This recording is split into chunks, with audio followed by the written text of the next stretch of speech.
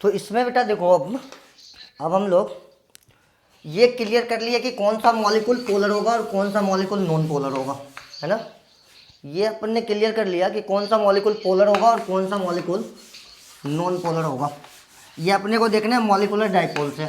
Bond dipole का इसमें कोई रोल नहीं होगा, है ना। बॉन्ड डाइपोल का इसमें कोई रोल नहीं होगा, ठीक है। तो अब हम लोग क्रिस्टलाइन सॉलिड का classification of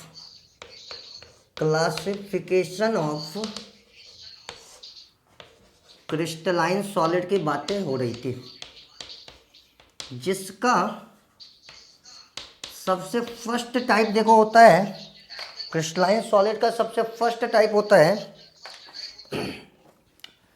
molecular solid.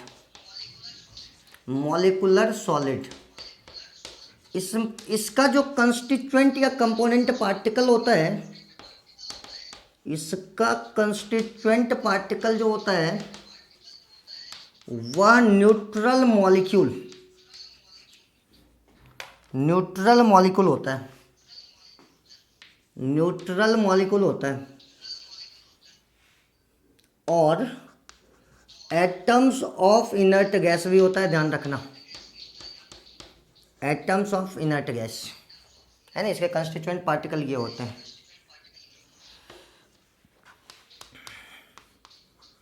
Force of interaction जो इसमें वर्क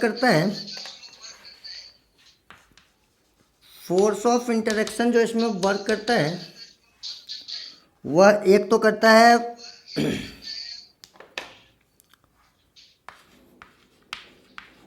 वेंडर वाल इंटरेक्शन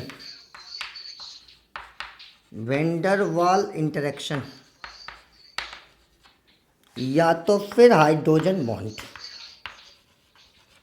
दो तरह के इंटरेक्शन इसमें काम करते हैं न्यूट्रल मॉलिक्यूल के बीच, ठीक है। दो तरह के इंटरेक्शंस वर्क करते हैं इसमें, ठीक है। अब देखो जो इसमें होता है, ध्यान देना कि जो मॉलिक्यूल है ये तीन तरह का है ना। एक है पोलर मॉलिक्यूल एक, तो इसमें पोलर मॉलिक्यूल जो है वह बनाता है पोलर मॉलिक्यूलर क्रिस्टलाइन सॉलिड, समझना। अगर किसी का कंस्टिट्यूएंट पोलर मॉलिक्यूल है तो वो बनाता है पोलर मॉलिक्यूलर क्रिस्टलाइन सॉलिड, है ना। और इनके जो इंटरेक्शंस होते हैं ये होते हैं डाइपोल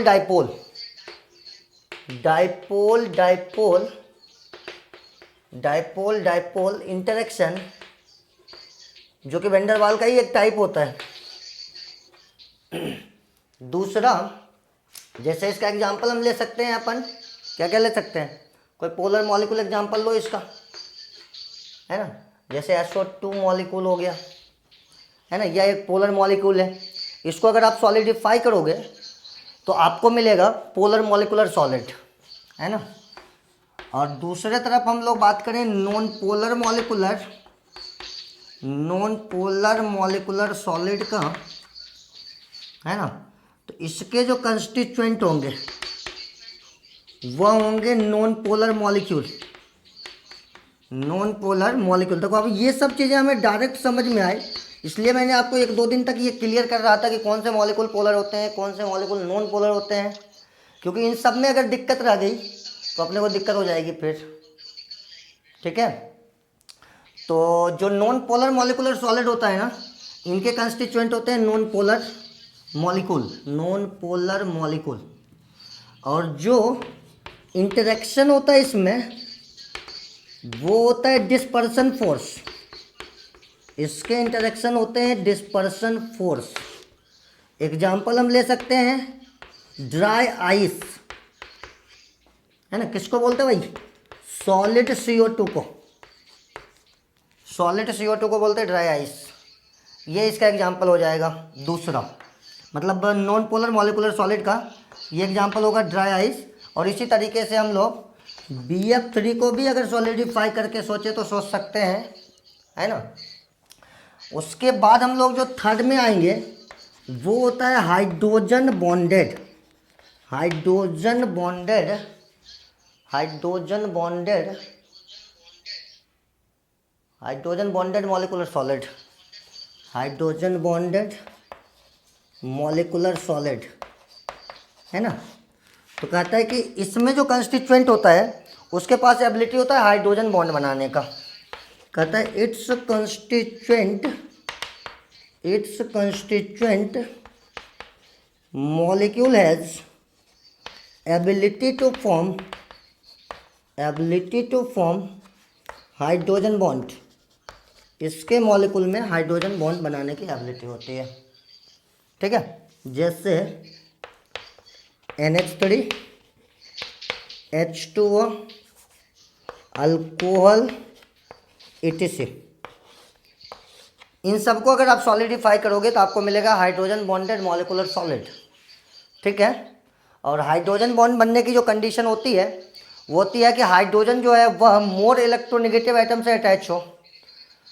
हाइड्रोजन जो है वह more electronegative atom like oxygen, nitrogen या फ्लोरीन, इनमें से किसी से अटैच हो तो वह मॉलिक्यूल बना सकता है हाइड्रोजन बॉन्ड। तो अमोनिया में जो हाइड्रोजन अटैच है वो नाइट्रोजन से, H2O में जो अटैच है वो ऑक्सीजन से, अल्कोहल में जो अटैच है वो ऑक्सीजन से। इसी तरीके से हम एक एग्जांपल और लिख सकते हैं इसका HF, इसका हम लोग एक एग्जांपल लिख सकते हैं HF। क्या लिख सकते हैं? HF लिख सकते हैं एक एग्जांपल इसका, ठीक है, HF। तो इस तरीके से हम लोग बात करते हैं क्रिस्टलाइन सॉलिड का फर्स्ट टाइप, मॉलिक्यूलर सॉलिड का। 3 टाइप इसके, पोलर, नॉन पोलर और हाइड्रोजन बॉन्डेड, है ना। ये सब के एग्जांपल्स हैं और इनके NCERT में टेबल भी बने हुए हैं। आप उस टेबल से भी एग्जांपल के लिए जा सकते हैं, है ना। और आप NCERT के किसी भी एग्जांपल को ना छोड़ें तो बेहतर होगा आपके लिए। NCERT के एग्जांपल को आप फुल्ली फोकस करें, है ना। तो बताओ ये आप लोग क्रिस्टलाइन सॉलिड का ये टाइप क्लियर हुआ आप लोगों को? क्रिस्टलाइन सॉलिड का यह टाइप क्लियर हुआ क्या आपको?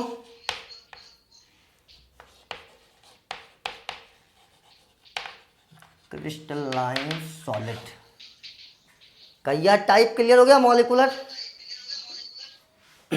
ओके, सबको क्लियर हुआ बेटा? जो भी हो क्लास में, किसी को कोई दिक्कत तो नहीं है polar molecular sorry crystalline solid में? ओके, नेक्स्ट में हम आते हैं। इसका जो नेक्स्ट टाइप होगा वह होगा कोवेलेंट सॉलिड। इसका नेक्स्ट टाइप जो होगा क्रिस्टलाइन सॉलिड का नेक्स्ट टाइप, देखो इसमें मेनली हमें ध्यान रखना है कि कंस्टिट्यूएंट क्या होंगे और इंटरेक्शन क्या होगा। कभी भी आपसे मिस्टेक नहीं होगा। अगर आपको कंस्टिट्यूएंट और इंटरेक्शन दोनों ध्यान में है तो आपसे गलतियां नहीं होगी।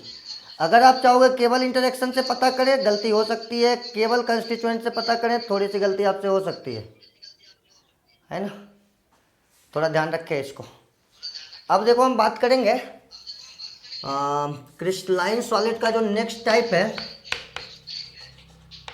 क्रिस्टलाइन सॉलिड का जो नेक्स्ट टाइप है कोवेलेंट सॉलिड, सेकेंड टाइप है यह इसका सेकेंड टाइप है। यहीं से स्टार्ट करो। Covalent solid. तो देखो जो कोवेलेंट सॉलिड होता है ना, सबसे पहली बात इसका जो कंस्टिट्यूएंट होगा, constituents, it's constituent atoms of non metals, atoms of non metals होगा कोवेलेंट सॉलिड का एग्जांपल, है ना। सॉरी कंस्टिट्यूएंट, कोवेलेंट सॉलिड के जो कंस्टिट्यूएंट होंगे वह होंगे एटम्स ऑफ नॉन मेटल। और जो इंटरेक्शन होगा इसमें, जो इसमें इंटरेक्शन होगा वह होगा कोवेलेंट बॉन्ड, कोवेलेंट बॉन्ड। क्योंकि नॉन मेटल के जो एटम होते हैं उनके बीच हमेशा कोवेलेंट बॉन्ड बनते हैं, ठीक है। तो इनके एग्जांपल्स हो गए ग्रेफाइट, डायमंड, फास्फोरस, हैं, जो डिफरेंट टाइप के फास्फोरस होते हैं, red phosphorus, black phosphorus, white phosphorus, है ना, रेड, ब्लैक, वाइट। तो ये सब एग्जाम्पल होते हैं किसके, कोवेलेंट सॉलिड के। ये सब बेटा एग्जाम्पल होते हैं कोवेलेंट सॉलिड के, ठीक है, ये एग्जाम्पल होते हैं कोवेलेंट सॉलिड के। अब इसमें अगर हम बात करें थोड़ा सा,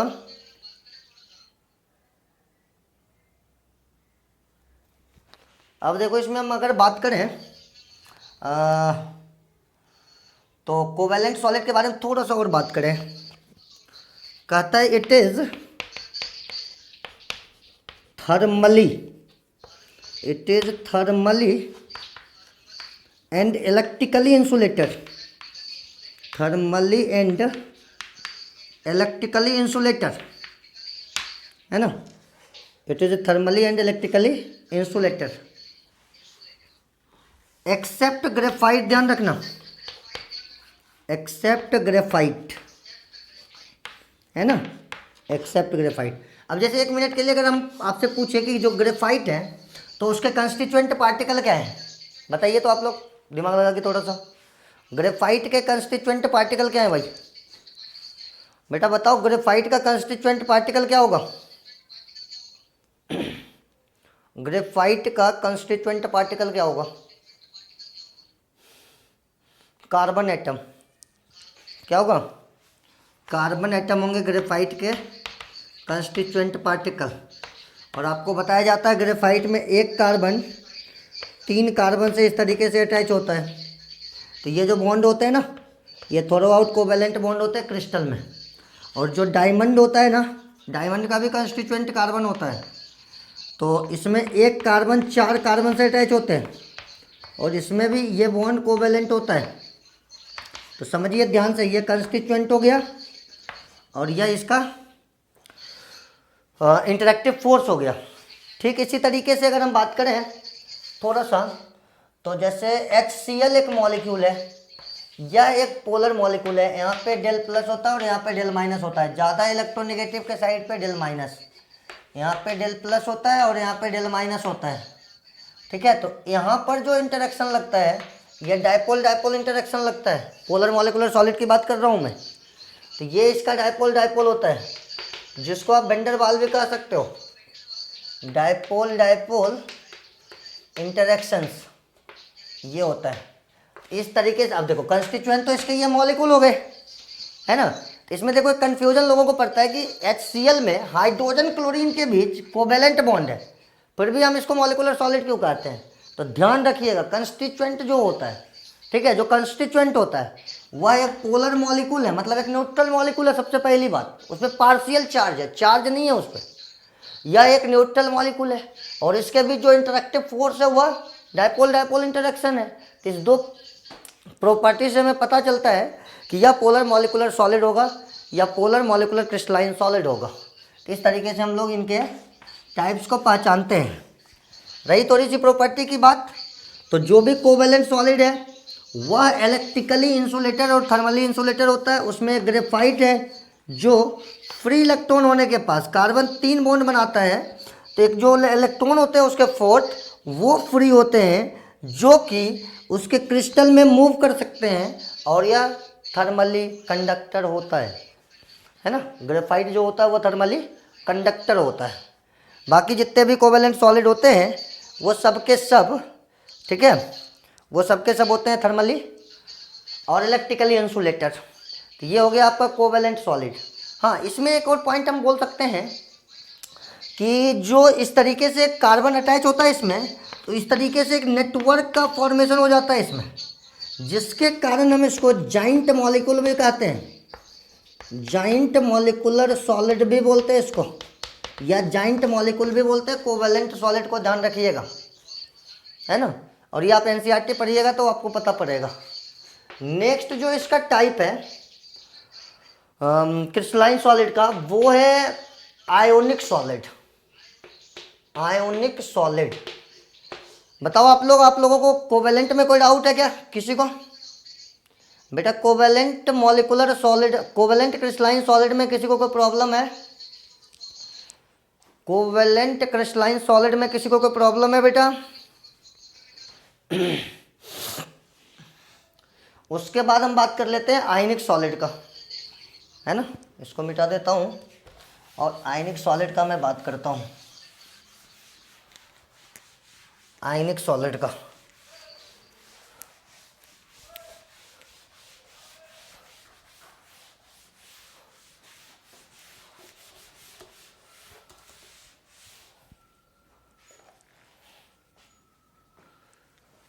कहता है कि जो आयनिक सॉलिड होते हैं इसके कंस्टिट्यूएंट, आयनिक सॉलिड के या आयनिक क्रिस्टलाइन सॉलिड के जो कंस्टिट्यूएंट होते हैं ये आयंस ऑफ अपोजिट चार्ज होते हैं। आयंस ऑफ अपोजिट चार्ज मतलब cations and anions, cations and anions होते हैं, ठीक है। कैटायंस एंड एनायंस होते हैं और इनका जो इंटरेक्शन होता है, इनका जो इंटरेक्शन होता है बेटा वह होता है electrostatic force of attraction. Electrostatic force of attraction जिसका नाम यहाँ पर आयनिक बॉन्ड होता है,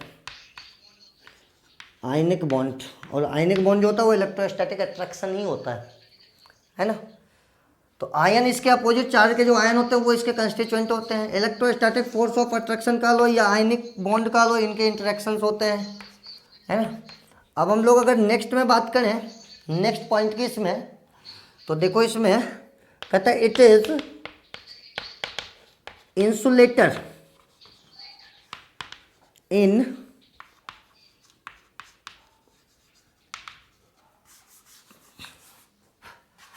it is insulator in crystalline form, crystalline form, but conductor in aqueous form और molten form, या ऐसा लिखो aqueous form as well as molten form। molten form और aqueous form दोनों में यह कंडक्टर होते हैं। और ध्यान रखना जो aqueous form और molten form दोनों में कंडक्टर होते हैं उसको हम लोग कहते हैं ट्रू इलेक्ट्रोलाइट। एक होता है ट्रू इलेक्ट्रोलाइट और एक होता है पोटेंशियल इलेक्ट्रोलाइट। ध्यान रखना बेटा, इलेक्ट्रोकेमिस्ट्री में इसकी जरूरत पड़ेगी। तो ट्रू इलेक्ट्रोलाइट फिलहाल जान लो, वो होता है जो एक्वस स्टेट और मॉल्टन स्टेट दोनों में कंडक्टर होते हैं। एक्वस और मॉल्टन दोनों में जो कंडक्टर होता है उसको हम लोग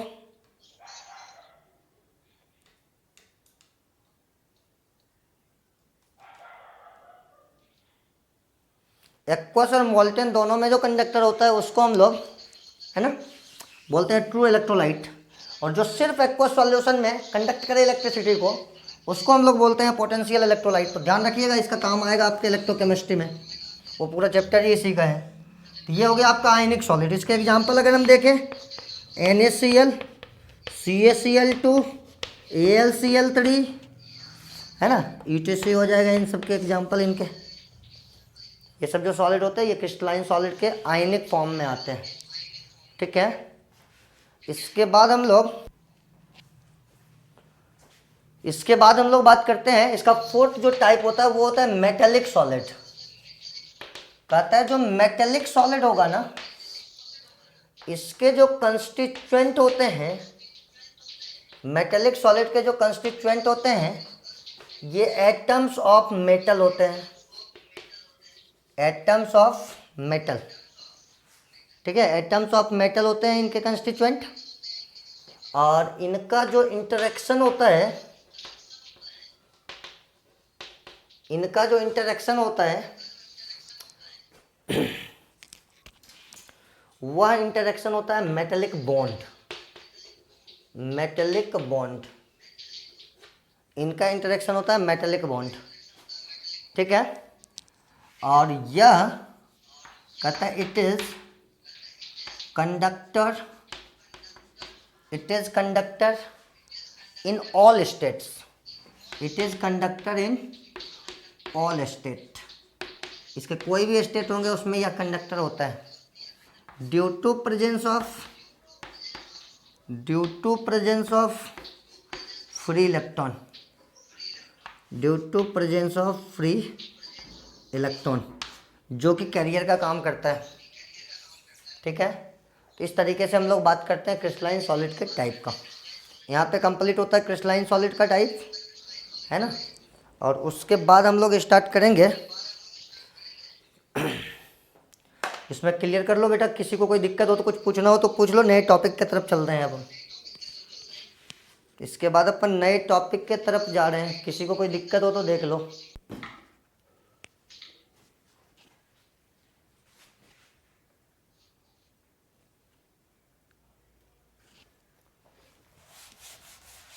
इसका तो अब जो नेक्स्ट टाइप होगा,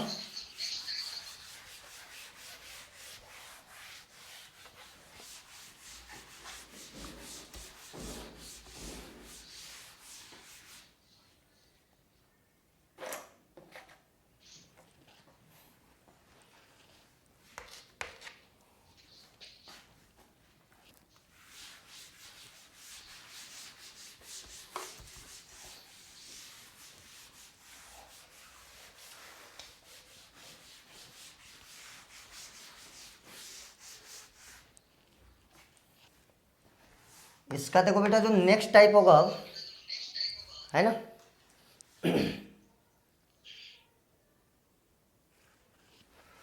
सॉरी नेक्स्ट टॉपिक,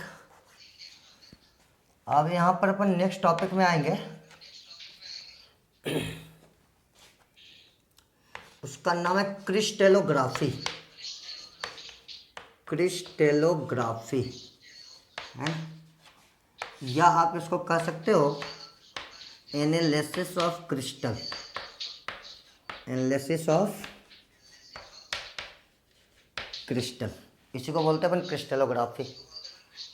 ठीक है, इसको बोलते हैं अपन क्रिस्टेलोग्राफी, एनालिसिस ऑफ क्रिस्टल को।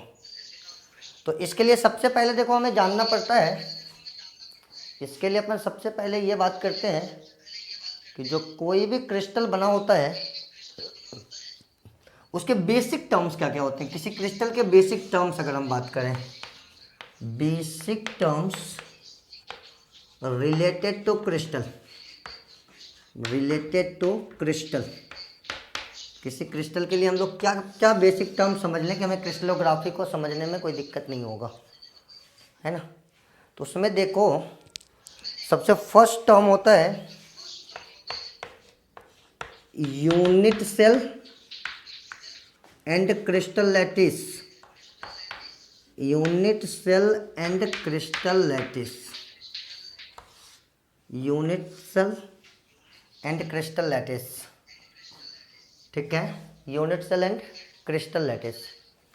तो इसको ऐसे समझा जाए कि जो यूनिट सेल होता है और जो क्रिस्टल लैटिस होता है, ठीक है,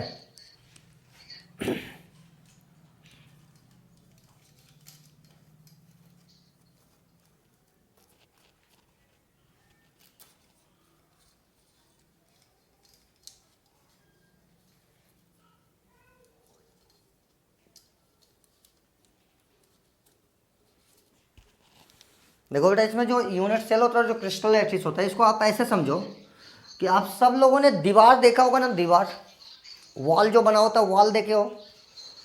वॉल को बनाने में आपको पता होगा कि जो वॉल बने होते हैं वो ब्रिक्स से बने होते हैं। इस तरीके से हम लोग ब्रिक्स को रखते हैं, है ना, इसके ऊपर, फिर इसके ऊपर, इसके ऊपर, फिर इसके ऊपर, इस तरीके से हम लोग वॉल का फॉर्मेशन करते हैं। ठीक है, एक व्यू ले लो जो आपको सामने से दिखता है, बाकी तो 3 डायमेंशनल होते हैं ये। ठीक है, ये वॉल बने हुए हैं ब्रिक से, एक ब्रिक है ये, इसका एक फेस मान लो अपन देख रहे हैं, है ना। अब 3 डायमेंशन में देखना है तो इस तरीके से देखेंगे कि ये ईंट होता है, ये ब्रिक्स होता है। ठीक है, ये है अपना ब्रिक्स, ब्रिक्स है ये। आप लोग अगर बताओगे तो बताओ, है ना, अगर आप लोग बता सकते हो तो बताओ, ब्रिक्स किससे बनाए जाते हैं, किन चीज़ों से बने होते हैं ब्रिक्स। बताओ तो। ब्रिक्स बेटा किन चीज़ों से बने होते हैं? ब्रिक्स में क्या होता है, किससे बनता है ये? ब्रिक्स किससे बना होता है, नहीं पता आप लोगों को?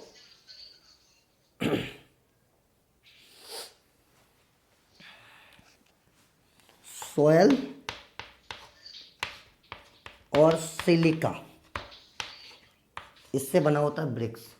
सोयल या सिलिका से बना होता है ब्रिक्स, है ना। उसके जो छोटे छोटे पार्टिकल्स होते हैं वो इसके अंदर एसोसिएट रहते हैं, ठीक है। इस तरीके से एसोसिएट रहते हैं ब्रिक्स में, है ना। अगर हम ब्रिक्स के कंस्टिट्यूएंट पार्टिकल्स देखें तो सोयल और सिलिका है ना। तो क्या ये बताओ कि जो वॉल है इसमें भी इस सॉइल के पार्टिकल्स या सिलिका के पार्टिकल्स का प्रेजेंस होगा? वॉल में भी सॉइल के पार्टिकल या सिलिका के पार्टिकल्स का प्रेजेंस तो होगा, 100% होगा। इसमें भी वो सॉइल के पार्टिकल्स होंगे जो ब्रिक्स में है, ठीक है। यहाँ पर तो देखो अब एक्चुअल में क्या होता है, कहता है कि regular three dimensional arrangement of constituent particle of solid makes unit cell. अब देखो ना, दो तरह के डिफिनेशंस चलते हैं। कुछ लोग यूनिट सेल पहले डिफाइन करते हैं, उसके टर्म में क्रिस्टल लैटिस को डिफाइन करते हैं, और कुछ लोग क्रिस्टल लैटिस को ही पहले डिफाइन करते हैं, उसके टर्म में यूनिट सेल को डिफाइन करते हैं। इसलिए करते हैं कि जो सॉइल के पार्टिकल्स होते हैं वो तो दोनों जगह होते हैं। तो कुछ लोग regular three dimensional arrangement of soil particle को बोल देते हैं क्रिस्टल लैटिस, और इसके एक फंडामेंटल यूनिट को, इस पूरे वॉल का जो फंडामेंटल यूनिट है उसको हम लोग बोल देते हैं unit cell.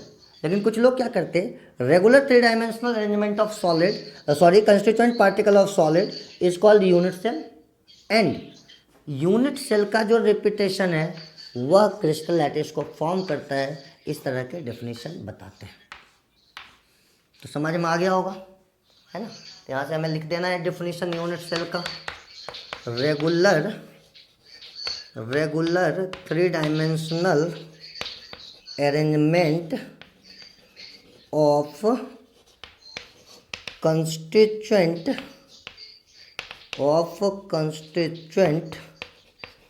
Particle of solid is called unit cell.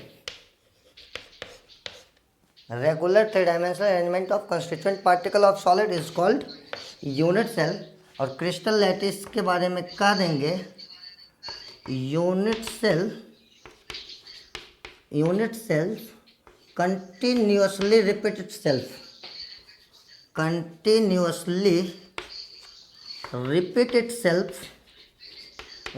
itself forms crystal lattice, या हम कह सकते हैं फंडामेंटल पार्टिकल, और करके लिख दो fundamental particle of crystal lattice is unit cell. That is करके यहाँ पे लिख दो, तो दोनों में रिलेशन क्लियर रहेगा, क्रिस्टल लैटिस का और यूनिट सेल का। यही होता है क्रिस्टल लैटिस और यही होता है यूनिट सेल। नेक्स्ट पॉइंट है लैटिस पॉइंट एंड वॉइड्स।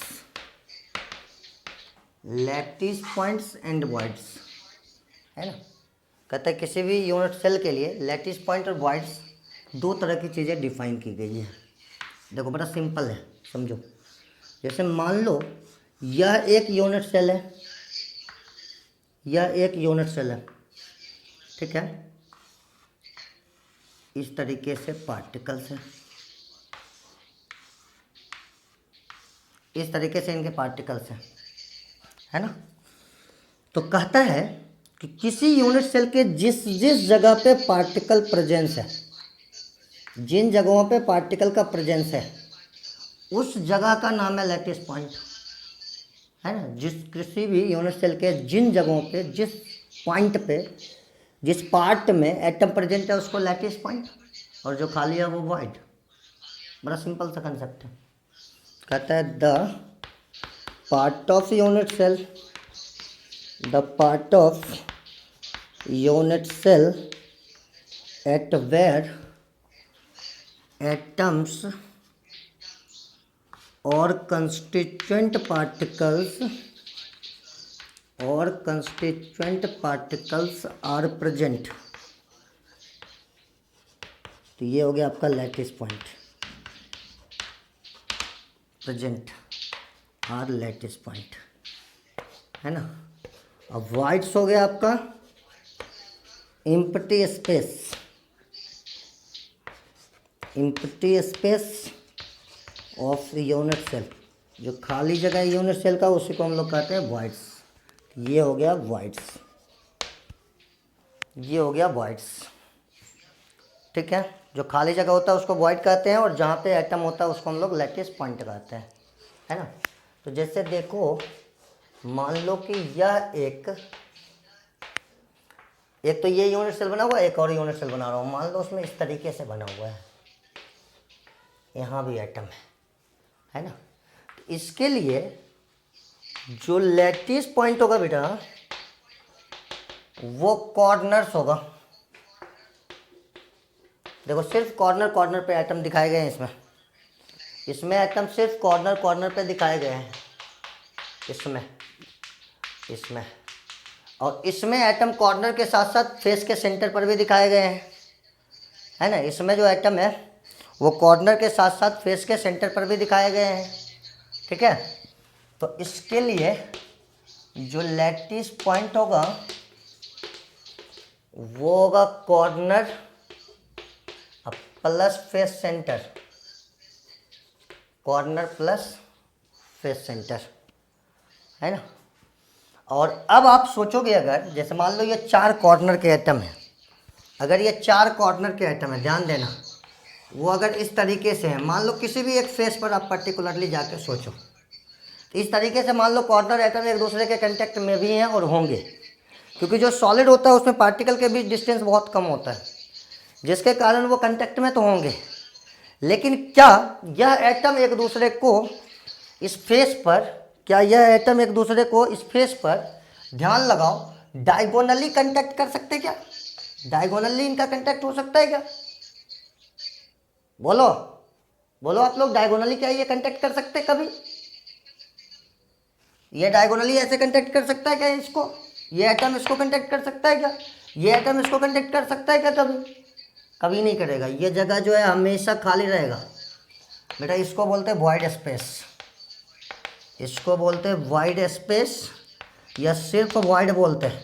यहाँ पर जो वॉइड हो गया वो हो गया फेस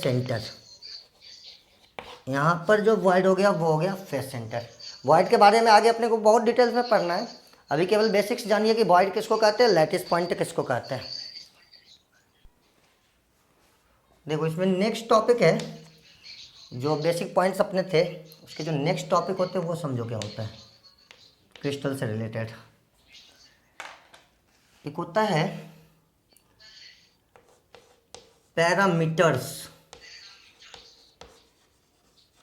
कुछ लोग इसको क्रिस्टल पैरामीटर्स भी बोलते हैं, क्रिस्टल पैरामीटर्स, है ना, क्रिस्टल पैरामीटर्स। तो समझो, जैसे हम किसी 3 डायमेंशनल क्रिस्टल की बात करें इस तरीके से, है ना, और ये सब क्वेश्चन बेसिक क्वेश्चन आते हैं एग्जाम में, ध्यान रखना। एनसीईआरटी पढ़ के देखना, इसका इंपॉर्टेंस का पता पड़ेगा आपको। इसमें देखो, एक तो ये साइड हुआ जो जिसको हम लेंथ कह सकते हैं, एक ये है जिसको हम लोग ब्रेथ कह सकते हैं,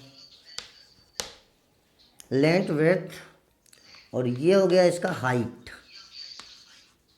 इसको क्या कह सकते हैं हम लोग, हाइट, है ना। एक तो हो गया एल, एक हो गया बी, और तीसरा हो गया सी, है ना। तो इस पैरामीटर्स में एल हो गया, बी हो गया और एच हो गया, इसी को एनसीईआरटी ने ए लिखा है, बी लिखा है और सी लिखा है। ये 3 पैरामीटर्स होते हैं, लेंथ ब्रेथ हाइट, इनके 3 पैरामीटर्स होते हैं, तीनों अलग अलग डायमेंशन में होते हैं। और दूसरा होता है, देखो ध्यान से, एक होता है लेंथ और ब्रेथ के बीच में एंगल। तो ये लेंथ हो गया, ये ब्रेथ हो गया, इसके बीच में एक एंगल होता है, इसको आप बता दो अल्फा, लेंथ ब्रेथ के बीच। उसके बाद ये होता है ब्रेथ और हाइट के बीच, इसको बना दो बीटा। और जो ये लेंथ और हाइट के बीच होता है उसको बना दो गामा। तो इस तरीके से ये alpha beta gamma, alpha beta gamma, ये होते हैं 3 पैरामीटर्स। 3 पैरामीटर्स लेंथ में होते हैं और 3 पैरामीटर्स एंगल में होते हैं। आप कहोगे कि total 6 parameters, total 6 parameters, total 6 parameters are defined, are defined. 6 parameters को डिफाइन किया गया है टोटली, ठीक है। उसमें 3 तरह के लेंथ होते हैं और 3 तरह के 3 तरह के होते हैं एंगल, 3 तरह के लेंथ और 3 तरह के एंगल। तो इस तरह से टोटल 6 पैरामीटर्स होते हैं। कभी भी आपसे पूछे कि किसी क्रिस्टल के कितने पैरामीटर्स होते हैं, क्रिस्टल पैरामीटर्स, आप बताएंगे 6, ठीक है। क्रिस्टल पैरामीटर्स होते हैं 6। LBH का दो या ABC का दो, अल्फा बीटा गामा का दो, या फिर तुम θ1 θ2 θ3 का दो, ये सब तुम्हारे हाथ में, इसमें कोई दिक्कत नहीं है, ठीक है। तो कहता है on the basis of, on the basis of relationship in between, relationship in between parameters, parameters, crystals are divided into 7 types। कहता है पैरामीटर्स के रिलेशन के बेसिस पर जो क्रिस्टल होते हैं वो 7 टाइप के होते हैं। अब रिलेशन का मतलब ये है, जैसे देखो, जैसे मान लो A = B = C है, मतलब लेंथ ब्रेथ हाइट इक्वल है। अल्फा = बीटा = गामा, ये भी इक्वल है और इसकी वैल्यू 90 डिग्री है। तो भाई इसके जो क्रिस्टल होते हैं इसको हम लोग बोलते हैं क्यूबिक। तो ये हुआ पहला टाइप। इसी तरीके से आप एनसीईआरटी के टेबल में देखो 7 टाइप्स के क्रिस्टल बने हुए हैं, 7 टाइप के क्रिस्टल बने हुए हैं और उसको हम लोग लैटिस भी कहते हैं, क्रिस्टल लैटिस भी बोलते हैं, सिंपल लैटिस भी बोलते हैं। ये आप देख लो, है ना। और इसके हिसाब से हम लोग